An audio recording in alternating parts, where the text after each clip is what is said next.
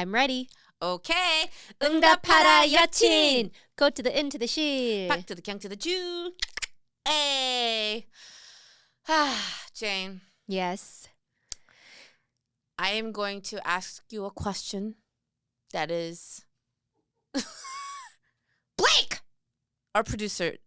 Blake, he's been We've been hearing the chuckles. Yeah, if I can make anybody laugh, it's Blake. But this is a question that I ask myself on the daily. Really? Yeah. And I think it's almost obsessive. But Jane, are you happy? Am I happy? Are you content? Yes. I would say yes without thinking. Is this end of episode? No. What defines happiness for you? Oh, that's really loaded. Yeah. I think that I ask myself this more than I have ever in my life. It's like being in my 40s, Mm-hmm. I feel like I have realized how finite time is. Yes. And I never had this sense until, I mean, of course, life is, not forever, but I've lost some friends. We've talked about this, and it's just really, the whole idea that someone has a midlife crisis. Mm-hmm. You assume that midlife is going to be 40 or 50, Mm-hmm. but you're not even guaranteed that. That's so true. Yeah, you have no idea when you your have life. no idea. Yeah, what midlife is going to be for you, right? Mm-hmm. And sometimes I'm just in awe that I've made it this far. Yeah. Because it's so sad, but as a child I just didn't think I could live beyond into like adulthood. Really? I don't think you would have said as a child, I'm happy. No. I in fact, I said I am miserable. Uh-huh. I mean, my prayer to God was, God, I am so miserable. Why did you put me on here? I don't know why I exist to be this miserable in life. And that's me at like 8, 9, 10. Yeah, I can't. And that's my children's age. And literally they're thinking, are we going to watch Thanos tonight? Right. On Physical 100. Oh my gosh.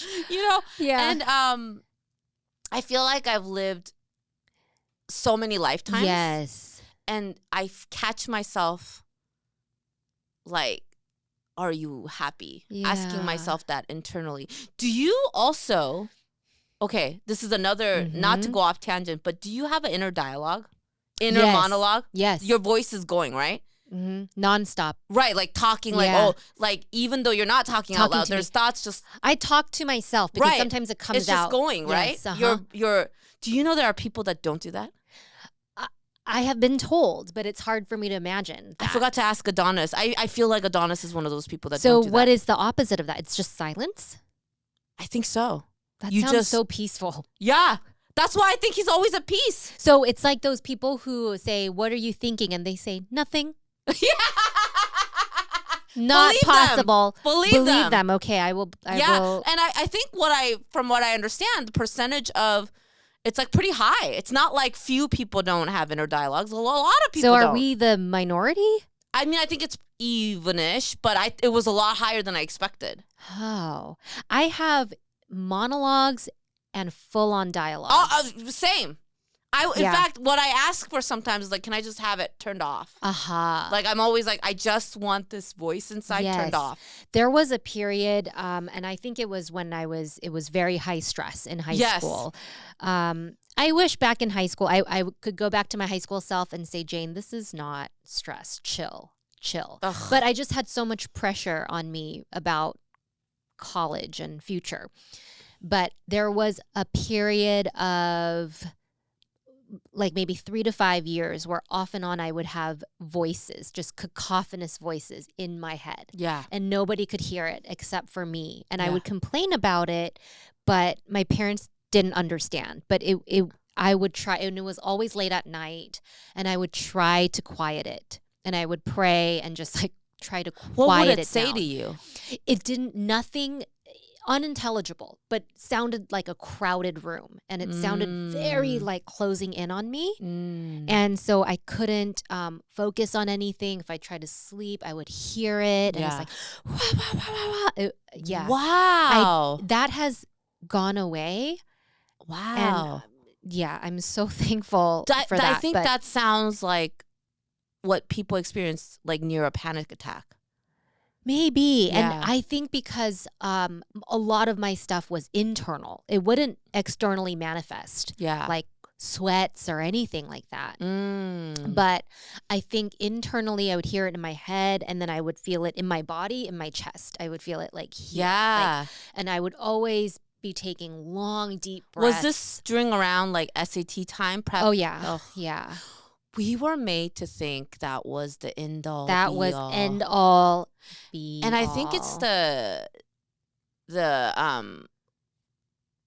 I mean, hindsight, right? When you take a step back, it's like so silly to think that was such a. But during that time when your hormones are raging and you're still developing, and I think especially as females, the way my brain, like the way I was thinking about things back in those days,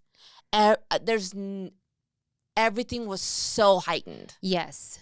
Even like the crushes I had felt like suffocating. Like I was like, oh my God, like if he looks my way, I'm gonna die. Yes. It was, but it's like I had that so experience too. It's so crazy. Yeah, it's like this. And now if I think about it, I'm like, oh, why was I like this? This is so.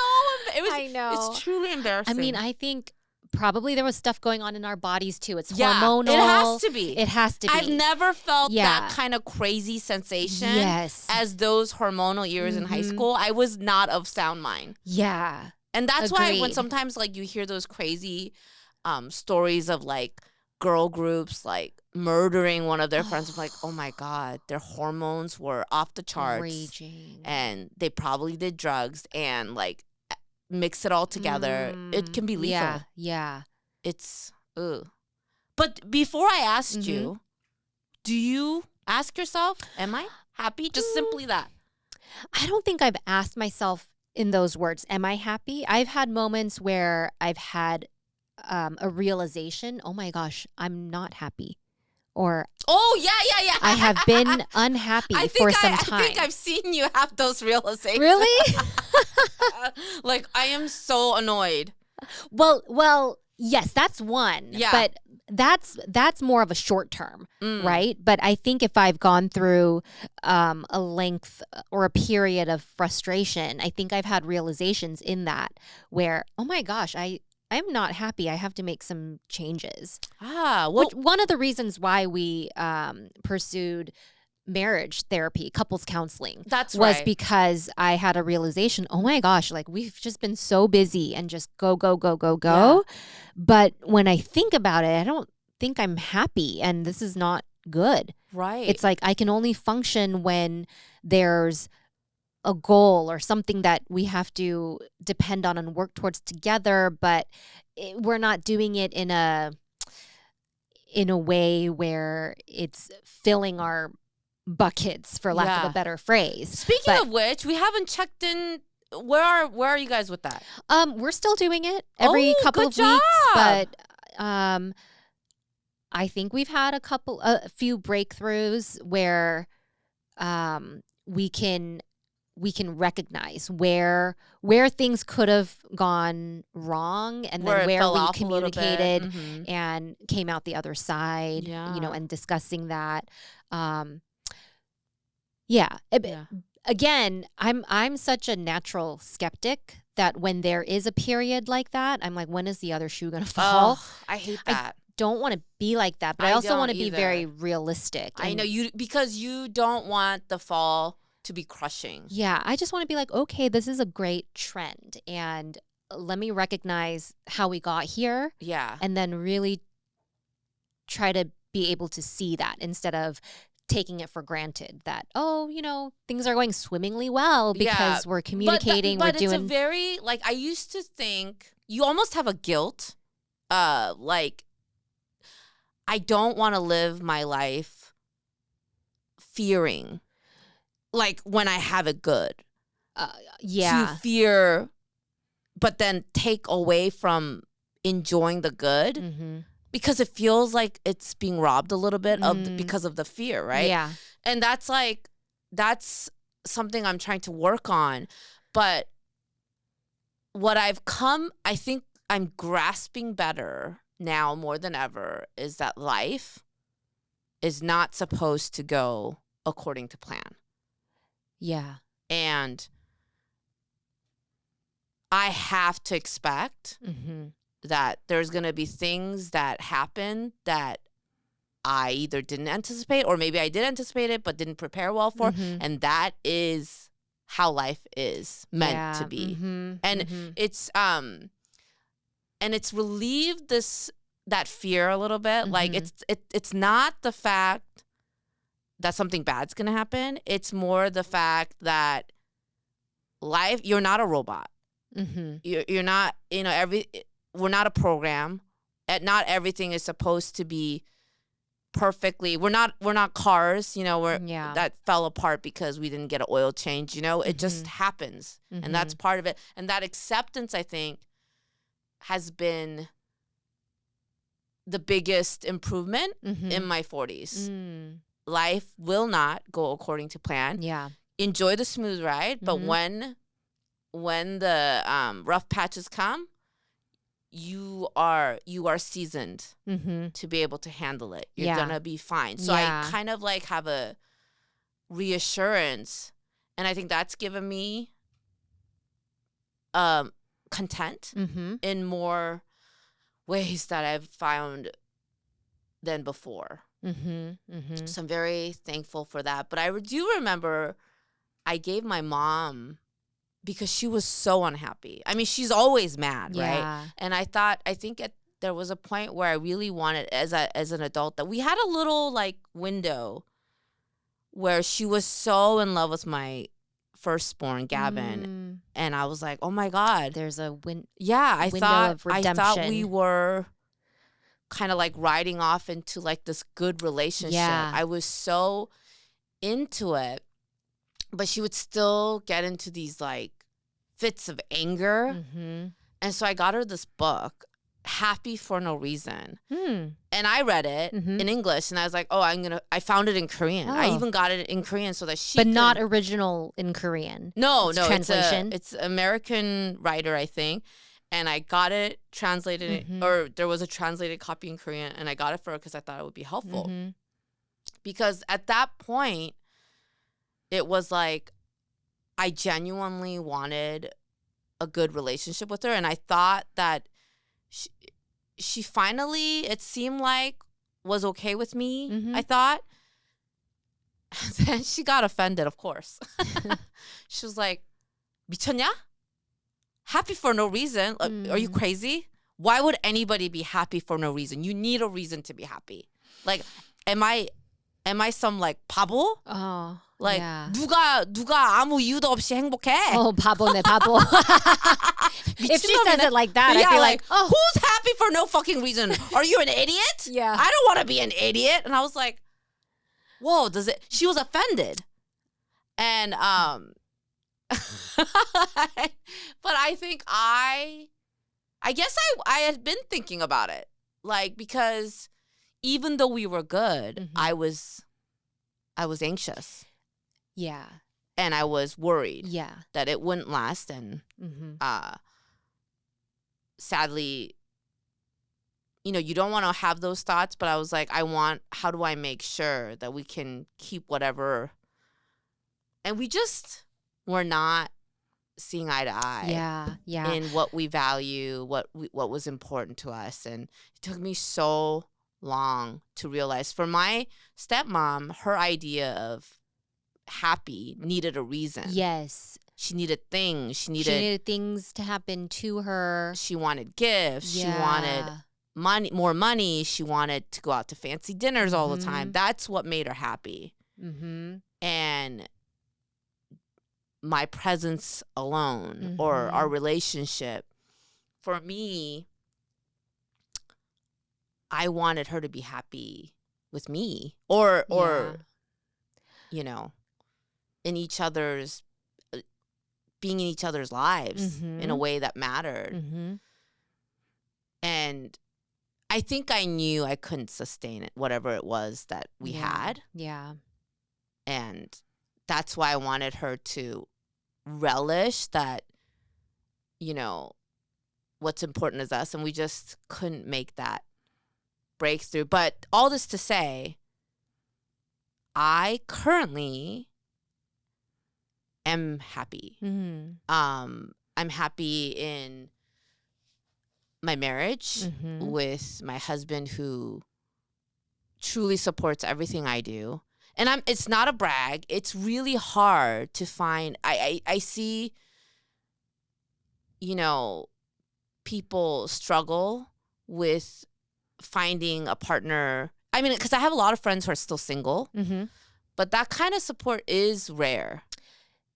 Yeah. Like, how did you always have that? Or did it just come from doing life with each other for, you know, I think he more always than 15 supported years? me. Yeah, just accepted you for who you are. From the get-go. And that's crazy to think about that we met at like 19 years old. Yeah. And from my first senior, like the biggest thing, I was doing my senior thesis and I was so unsure because I was a photography major and I was making these glass kimchi jars, etching on conversations with my mother. And he was like, this is amazing. Yeah. Oh and I'm like, how the fuck do you know? I don't even know. Yeah. That kind of, there was a TikTok. This woman says, do you know how you can tell if a woman loves herself? By the man she chooses or by a partner she chooses. You can tell by the partner that she chose how much she loves herself. And even though I feel I don't love myself enough, if I look at Adonis, I'm like, wow. He's actually the first person in my life that showed me love. Like, and I don't even mean that romantically. I mean the kind of love like where somebody tells you, like, I would ask him, why? Why do you love me? What about me do you love? Just you. Yeah. Like, and that was when I realized love can be like that. No reason. The same reason you don't have to have a reason to be happy. Yeah. You can just be it. You can choose to be happy. You can choose. It's a choice. Yeah. It's a choice that and I finally realized, I'm looking around. I have good friends. I already told you this, to the point that I think I'm worried that I'm making you feel kind of creeped out. I'm like, Jane, I love what we have. I can tell you anything. I know we do it in a podcast, but we talk about life. Yeah. On and off the camera. One of the things, somebody commented on one of our videos, like, you guys look like real friends. I'm like, we are real friends. Yeah, that's the best thing to hear. Yeah. And I said, yes, we are real friends. We check in with each other. I can tell Jane anything. So what you see on camera for us, oh my God, I'm getting teary-eyed. Well, I mean, yeah, I'm glad that people can see that. Yeah. I have been on TV with people where people have said, you guys have real on-screen chemistry. And I would think, oh, that's fake because that's my performance. Because I don't. That's because I have to do it. Yeah. But I think with this was a choice. Yeah. And for me, okay, the reason why I'm able to answer you, am I happy, and without a beat say yes, is because I am genuinely happy when I come here. I love that it's usually on a Thursday or Friday. I know we release the episodes on a Wednesday, but we usually record at the end of the week. And for me, this is my reset, my breath of fresh and air. You've said that to me, yeah. But if you were to text me on Tuesday and say, Jane, are you happy? I would say, no, I'm done. I am done. Or while you're in your PTA meeting, yeah, get me out of here. I'm a celebrity. I'm on a podcast. Get me out of here. Oh my gosh. I don't get paid for this. Yeah. And we don't get paid for this. We don't. We pay money for our this. Pet project. So I am always so grateful when people in my life are genuinely interested and ask, how is the podcast doing? And they listen and they want to know how it's going, because sometimes I feel like it's illegal to be this happy doing something that we enjoy, and to think that, you know, maybe one day we can monetize it and it can be a job. But I think of it as a job. And I don't think that saying, oh, you'll never work a day in your life if you love what you do. Yeah. I'm like, maybe I've experienced a fraction of that, right? Yeah. It always starts out as, oh, you know, you went into photography because you love that and you're creative. I went into journalism because I enjoyed that and I found purpose in it. Yeah. But over time, like outside pressures, and you don't do it all on your own terms. Yes. Like, you do have to make compromises here and there. You realize that you are part of a bigger system, and things are imperfect. And so I think I feel so privileged that we have the time and ability to do this. And I think that's why this means so much that I get to do this with you. And I really cherish it, because you understand me in a way that I haven't found. I have great friends. There's friends that but being a Korean American woman, being a mother, having had a career, and really exploring that career to its depth, and then getting it to a point where it became like work. And so, you know, the journey of that, and then coming here with you now. And we're now on a new journey together, where the end goal is, I mean, of course, it'd be nice to make money. Let's be honest. Yes, of course. Who doesn't want to get rewarded monetarily for thing they love to do? However, we're both aware of when you turn something into into a mean, you know, it becomes inevitably something else. And we're so careful. Yes. Yeah. We're so careful to make sure we nurture this and not raise this to be, you know, something that I love right now, that it fills our soul. And I know that it does that for you, because you tell me, and the fact that you tell me, I love that. But yesterday, like I was telling you, I went up to an event, and I was so glad I went, because there, you know, third grade concert. I was conflicted, and I showed up, and then there was a fan. Yeah. And it wasn't. You showed up despite your son, Sawyer, having a school event. The balancing, right? I felt mom guilt. I was like, oh my God. I have such a terrible time with dates, Jane. And my husband was like, it was on the calendar. I'm like, bitch, what calendar? Like, we have so many calendars, but I don't know which calendar. And it was a third grade concert, and there's only one. And I just felt like, oh my God, how did I, you know, and I have a fear with Sawyer, my second born. I worry about him feeling like he's overshadowed by Gavin, the firstborn, and, you know, just second children. Yeah. And Adonis, being the middle child, felt that. And he's also very aware of it. And he's like, you can't just give hand-me-downs to Sawyer. You got to get him some new stuff, because he grew up feeling that way. So then, and, you know, Gavin plays in orchestra. So he has actual concerts, where Sawyer is like, this is just a third grade concert. I didn't even know he was singing. I'm like, what are you singing? I don't know. So I didn't even realize this was a thing. So I felt this like, oh my gosh, you gotta make sure he feels seen. You better not like act like you forgot about this.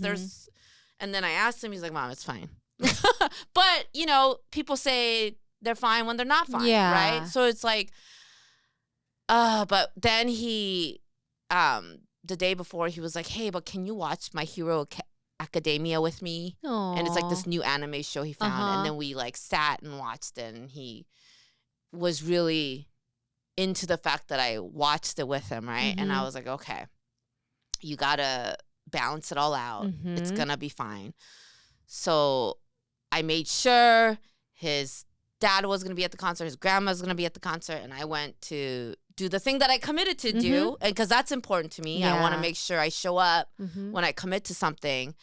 And part of me was like, I don't think anybody I know is gonna come. It's like sort of an art walk, right? Yeah. And it's like people just walking around seeing art. I don't know if what I even have is considered art. My kimchi sweatshirts that I made. Art. It's high art. My children's book, but it's like sort of like a niche thing from TikTok, right? Yeah. And I'm like, oh my God, I'm gonna sit there and maybe like sell one sweatshirt. And I got into the city and paid for parking and all. And I'm like, okay, don't be so calculated, Ellen, whatever. But thank God I did.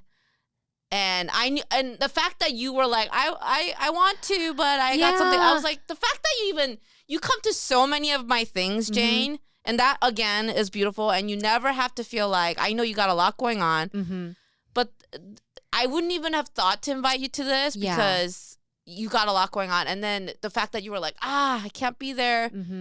Just the awareness that you had that I had that going on was moving to me. Aww. And so then when I showed up, and there is this woman with her family, Korean woman, and she goes, I'm a fan of your podcast. I don't know her. You don't know her. I checked with you. Yeah. We always have to do this. To somebody that we mutually know. To be validating in that way. It's so stupid. But I was like, I think there's a part of me that's like, all our listeners are our own friends. Yes. But then you know what? What's wrong with that? There's nothing wrong with that. Yeah. We made something for our friends to listen to. That's a beautiful thing. But this woman showed up and she said, I'm a fan of your podcast with Jane. I was like, what? And she had her husband and her baby. And she said, you know, as a Korean American woman, listening to you guys, and she's in the stage of her life when she's got a little baby, it helps me get through the day. Yeah, I think I would have liked to have a podcast like this to listen to when I was in the trenches with babies. Those are some tough days. It was. We were, if I could tell myself, those are some, especially with Sawyer. I went through a really rough postpartum. Really rough. I think I was not myself. And I wish that there was someone that I could have related to. And that's how I know. I'm like, man, I feel almost guilty. I know mom guilt that I didn't savor that moment more. Yeah. I think that's so normal though. I know. And I was looking at Bennett this morning. He's now 10 years old. And when I look at his face, they get taller, right? And I kind of love it more because he becomes eye level to you. So I don't have to stoop down to look into his face. But so we were packing his lunch for the morning, and I look at him, and he still has, you know, his cheeks are getting a little bit more, a little thinned out, right? But they're still like mochi squishy. And I was like, oh, my baby. And I said, I told him, I said, I remember those days when we would just look at each other on the bed, and you're crying because you're hungry, and I'm crying because I'm tired, and I'm just staring at you and just thinking, I gotta feed you. But fleeting moments, you know, and I wish I want to go back. I want to go back for one day and just love on them. But it was such a hard time. And it's so funny because I was squishing this baby. I was like, oh my God. And then the mom said, oh, it's going by so fast. It does. Yeah, it really goes by too fast. I know everybody tells you this, but God, savor it. And my older friends tell me, you know, with friends who are in high school, college, tell me it goes by so fast, Jane. And they, enjoy it. And I like hearing that now, even as they're 8 and 10 years old. Yeah. And I'm thinking, oh, it's over. Yeah. And actually, being reminded, they say right now. Yeah. What did they say? Was it? Almost feel like it was you that told me. Did I say the 10-year thing where you have 10 years where you're the most important person in your kid's life? Yes. And then after that, they start to have a different other influences. And most my important people. Heard when we were buying our van to do like camping and stuff. He had friends that were like, you better buy it now because you just have this window of time. Yeah. And then they're not going to want to go anywhere with you. Yeah. Because they're going to be out doing things with their friends. They're going to want to get away from you. So you have just this small window. He was thinking about buying the van or not. And then he was like, you better do it now. Like, just pull the trigger now. And of course, the van got hit by a tree, but whatever. You still have it? No, it got wrecked, and now like we're thinking of buying another van, but then we're like, do we already have an SUV that's big enough to do what we set out to do? Anyways, I mean, case in point, life doesn't go exactly. There's going to be twists and turns. Even when you nothing's try to guaranteed. Do the thing, it doesn't go according to plan. And that's why we say things like enjoy it, because it's out of our regret, and we want to tell the next person. Nobody told me this. I mean, they did. Yeah. Like, nobody told me this, so enjoy it. And I think this goes back to like when you and I talk about we could be doing more jobs. We both could in our own way. Like I could be doing more comedy gigs. You could be doing more brand deals, But then we're like, I don't want to miss out on this time. Yeah. Because it's so short. And there's a part of me, as a comedian, I could be going out and doing more shows in different cities. I have the network to make myself do that. Yeah. But I can't give up. You can't have it all. No, you can't. But I think that's very telling of what we each have chosen. Yeah. Because we could have chosen different things. And those other motivators would drive us to do more. And that's why I really love this podcast with you. Because you're like someone that I see mirroring the choices that I make. But I mean, we're so different. We are very different, but I get you 100%. Exactly. When you say, I could be doing more or touring. Yes. And I'm like, yeah, you could be, but would you be as happy or as content? That I would not. Yeah. And that's why. Bottom line. That's why I ask you, because I know. And having someone like that can see the struggle and the balance, the choices that I have, and someone that says, I see you and I know exactly where you stand, and I made those same choices. That, Jane, that's why I love you so much. Oh.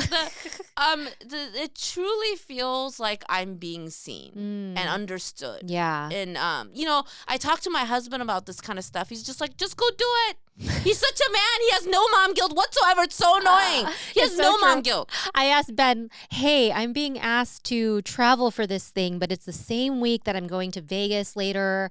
Are you going to be okay? Should I go? Yeah, go. Yeah. I said, and I'm like, I can just go that one day and fly out, fly back. He's like, go on Saturday. That'll be easier. Yeah. And then the decision's on me, and I have to ask myself, is it worth it? Yeah. Do I want to quizzing or go through the hassle of doing that? They truly do not have what we carry. Like they had different, I think, totally different socialization as men. And exactly. Yeah. And I hate to like make gender thing for how we are, but there is so much it's a conditioning. Part of it. It is with how we feel. The guilt that we feel comes from that conditioning. It totally does. It's not from within ourselves. It's I didn't manufacture this within me. It's and that role of mother is so vastly different from what a father brings. I mean, The whole reason I was miserable when we first moved here, maybe that's a stretch for me to say miserable, but it was a very hard adjustment from being a full-time working mom to a full-time stay-at-home mom. That's a huge but change. I think the whole reason comes from the immense pressure I put on myself. Yeah. Not because I said, oh, I'm going to ace this, but I just expected to ace it and be great at it because that's what I saw. Like, to me, what I saw when I saw a stay-at-home mom, I saw like the ultimate, present parent. Yeah. And what I should do willingly as a mom. But there's also, with the stay-at-home mom, there's no checklist. You know what I mean? No checklist. When you're at work, yeah. Okay, you get this done. There's like a clear list of things to say that you've accomplished the work. Mm-hmm. But with being a stay-at-home mom, it's never ending. Never ending. It's very moment to moment. Mm-hmm. What the things change on you as you're trying to get through what you think you have to get done.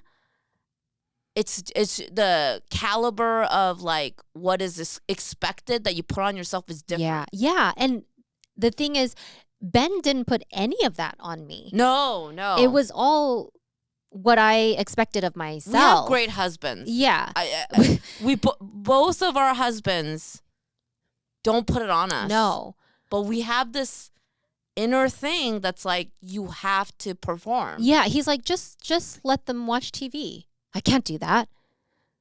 Just let them have iPad. No, I can't do that. Max 1 hour. Yeah. But, the doctor says it's so bad. Adonis is like, yeah. We live in what we live in now. Yeah. Like, I mean, sure, we try not to. Mm-hmm. They're just so at ease with like, we do the best that we can. Yeah. Dad guilt is not a thing. Dad guilt is not a thing. But absentee dad is. We judge ourselves so harshly, but men would be like, I'm here. Mm-hmm. That counts. Yay. Trophy. Anyways, I am happy that I have this with you, and having found somebody that really gets what I'm going through. Mm-hmm. As much as I feel that I have a supportive husband, finding it in a girlfriend, in a friend, Korean American woman, mom, balancing out the things that you can do for money versus no money, like. Yeah, I wonder if we have any words of wisdom to share with get a friend people out there on how to do this. Like, how did this happen, right? A lot of people ask us, like, how do you know Ellen? We get asked that a lot, actually. A lot of my friends outside of TikTok, I guess that's all my real life friends, they didn't really know about you or our friendship. Because it's not something that I really like talk about. There's not a reason, right? We came out of actually kind of nowhere. Yeah. But I think it came from I think we both recognized the instant connection and the chemistry. Yeah. And it happened from, I think I'm a lot slower to make friends. Yeah, I'm such a force. But I think if I didn't feel it, I would have withdrawn. That's true. Right? I would have withdrawn. Yes. But you know what it was? It was the when you came over to my house, and this was last summer, last spring, and we were supposed to get together with somebody, right? Oh, my friends, and they didn't come into town, so we were all gonna do Korean barbecue at your house. So I told you, like, they're not gonna. They had a change of plans, so let's reschedule. Oh, that's right, yeah. And you said, I don't want to reschedule, like. Let's still get together. Yeah, we can come over to I your still was house. looking forward to seeing you. Yeah. I mean, it would have been nice to. Yes. Yeah. That's right. And she's like, you said, let's just keep it simple. And we did. And the next day, it was great. Like the kids played and stuff. The next day you called me and you said, is everything okay? Like, were you and Ben not on the same page that day? Yeah. Like, did you guys had a fight?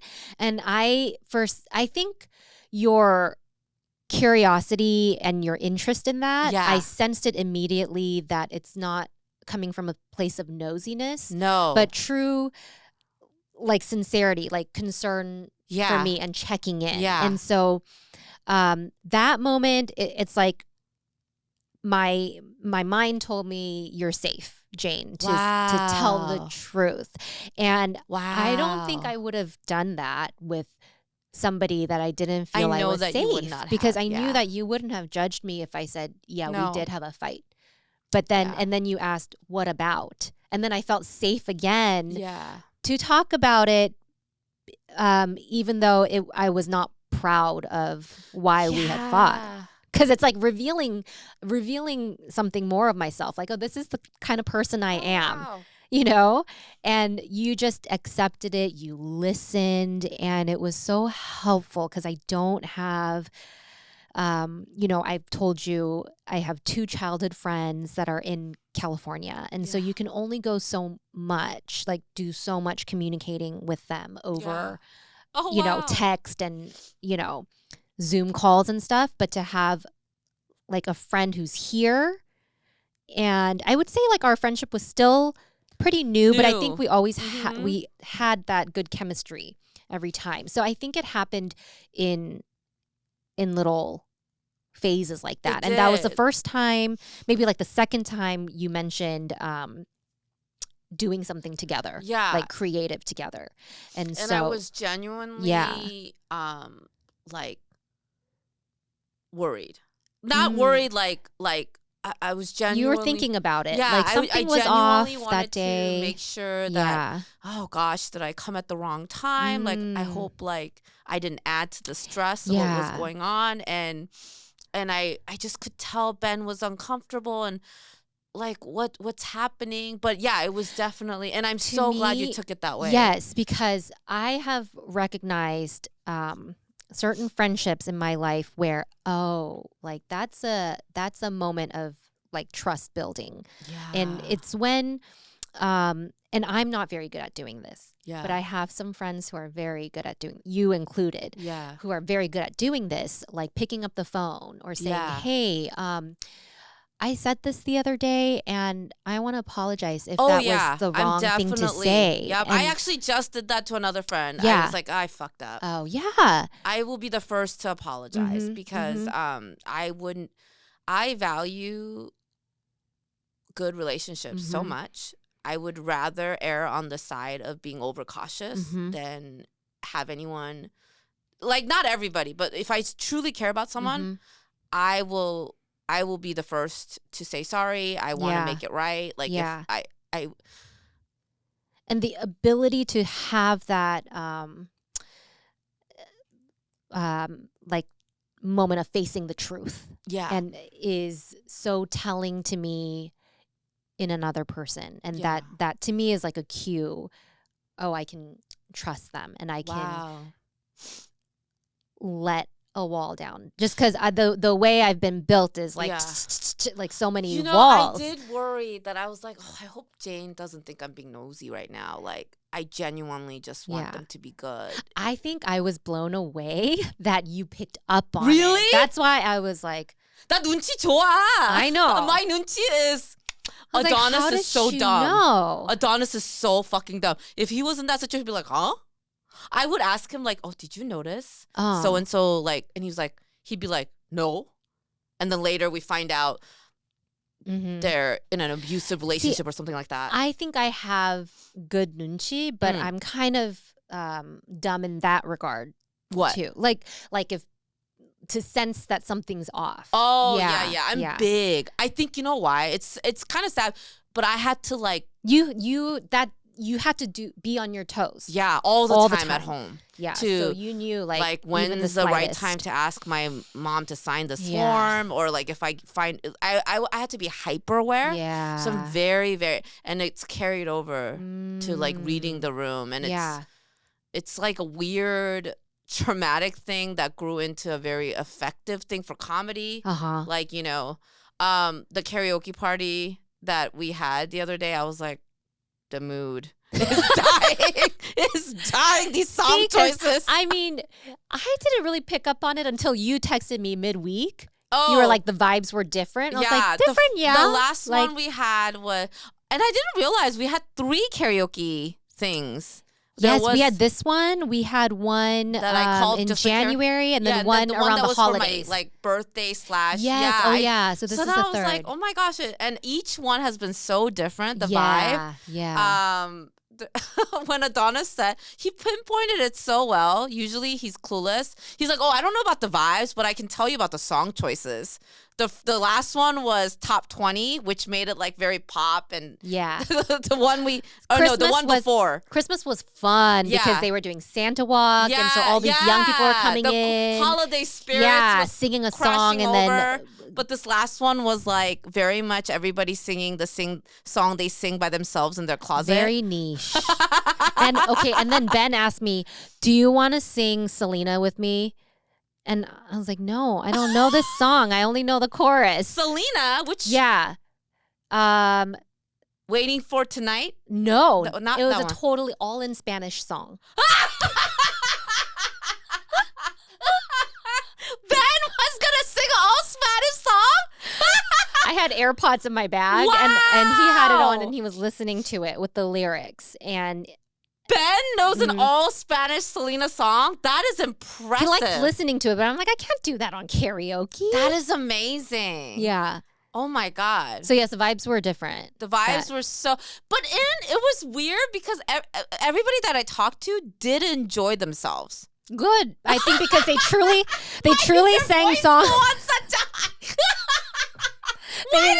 They enjoyed themselves because they sang their shower songs. Yeah, it was their shower. Oh my God, did you know your voice could do It went like 3 octaves higher. Pinocchio. That was your Pinocchio voice. Oh, good. I caught you in a lie, Jane. It was not good. It was legit. I'm saying everybody. Good for them. Yeah, good for them. It was legit everyone singing their shower song. It was like, wow. I told Adonis, I'm like, wow, today I'm hearing songs I've never heard before in my life. And I've heard a lot of songs. I've done a lot of karaoke shit, but I was like, what is, White and Nerdy by Weird Al? I never knew the lyrics to that, but you've heard it before, right? It's Riding Dirty, the original.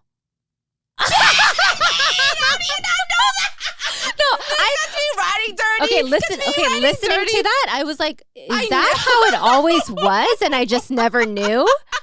It's Catch Me Riding Dirty. And then he goes, I'm white and nerdy. White and nerdy. So the funny thing was, at the time, because I was drunk, and this girl that I had invited, she was like, oh, wow, that's very on brand, right? But it hadn't clicked that it was Weird Al's version. And I look over at him, and I'm like, is it? Or was she saying that it was weird on brand because like this white guy is singing this rap song? Yeah, so I thought that's how I would take it. No, but it was because it's Weird Al's white and nerdy. I'm so white and nerdy, and I was like, oh my God, you're right. But at the time, it didn't register, anyways. Yeah, ooh, we live a life, Jay. Yeah, we are. You know what? we have a rich life, like. Random Saturday night, we're doing karaoke night. It makes me think about like what you said your mom said, like what could they talk about? But we never run out of things to talk about. Like we have an interesting People will life. ask us, like, how do you guys come up with your topics? And sometimes I'm just so excited to see you and tell you things. So like today I was like, oh my God, I have to tell Jane. But we never, and I think that's a sign of a good friendship or strong friendship is like you're so excited to see. So find a friend, advice. Yes. Find a friend that you get excited to see. It will lengthen your life. I don't even say that jokingly. There's a documentary thing called like Blue Zones. Yes. And it's one of the key factors, Mm-hmm. finding people you connect with. Is that related to the book at all? Or there's a book about Blue zones? No, I'm sure like he the wrote 5 happiest places in the world. Yeah, it covers all those areas. Okay. There was a man on that show, Jane, that this guy based this kind of research around. He came from Greece, but then went to America, right? Lived the American life. And then like at age like 60, he got diagnosed with lung cancer and like terminal, right? And so he was like, well, if I'm going to die anyway, let me go back to my homeland. He went to Greece, lived over 100. Oh my gosh. And it was, being back to his homeland, being back with neighbors. And in this little town where he lives in Greece, it's like you walk everywhere and he grew, the sweetest story. So when he got to Greece, he was like, I'm going to plant these grapes and I won't be around to harvest them, but it will be for my wife. Yeah. And when she harvests them, she'll be reminded of me. He ended up harvesting those grapes and making wine. That's Ikaria amazing. wine, which is like supposed to be like the most pure wine. Wow. So you can even fucking drink, Jane. That's my point. We need to move to the being close, motherland, like with good friends and like walking around and being in nature. And can you believe it? Thing. 60 was told you're gonna die. 102, and then in the documentary he's 102, and he's like walking around showing the vine. He's still like, living really at the time of the documentary. At the time, it was a flashback. Okay, too. yeah, but yeah, that's amazing. And yeah, so you know what we're doing, whether it makes money or not, it's gonna lengthen our lives. Yeah, it's gonna lengthen our lives. It enriches us in a way that money can't buy. Yeah, and for that. I think I realize what I do is really quality. And like you said, when I ask you something like, I'm so thankful you recognize that as me having a genuine interest and not just being nosy, because I do get, I think, mistaken. But I think most of the time people know. I only ask people that I really genuinely want to get to know. Yeah. If I'm not interested in you as a person, I don't ask questions. Yeah. But once I do, it's like... And I think you framed it like, you don't have to answer me, but, yeah, you know. Yeah. And if I'm wrong, tell me I'm wrong. Yeah. But was everything I did okay? have a little bit of fear. I'm like, this may be a little intrusive. Invasive, yeah. Yeah. I didn't feel that at all. I'm so glad that and that's what it is. Find friends that you trust, that you connect with, that see you. And I have never... I really didn't think I could find a Korean American girlfriend. You don't have a lot of Korean American friends. I've been burned by, I've been devastated. Oh. When I was in college, I had a Korean girlfriend that I thought was my best friend. And then when her church friends came along, I realized, wow, like I didn't stand a chance. Oh. She couldn't stand up to them. Yeah. She just went dead silent when I needed her to.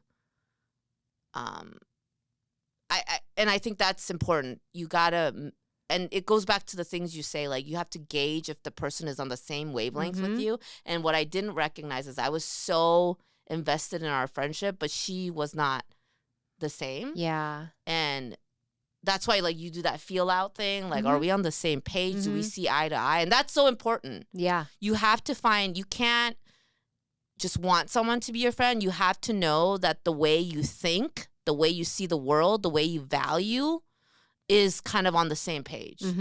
Because when you find that person, then it makes sense to click and have that relationship. But you have to be wise in that connection and choosing that connection. That would be my advice. Yeah. Because I think my biggest mistakes is, you've noticed it in me. I go full in. I easily fall in love with people. Which is a wonderful quality that I can, I would like to embrace some of that. I know we both say like, you get a little bit of me, and I've learned from you, and I realize, oh wow, she does vet people, which I don't do enough of, and that's why I think that I have found myself in a lot of heartbreaks over. I've never had heartbreaks over men, but friendships, I feel like, wow, why did I not? It was all there, but I chose not to see, or I jumped in too quick. And with you, it's like wow, she gets what I'm saying. And part of it has been doing the podcast together. Mm-hmm. So you could start a podcast together, but Yeah. don't compete with us. That's the takeaway. Never mind. Don't take that advice. But yeah. That's really good advice. Yeah. I love it. Okay. Go make new friends.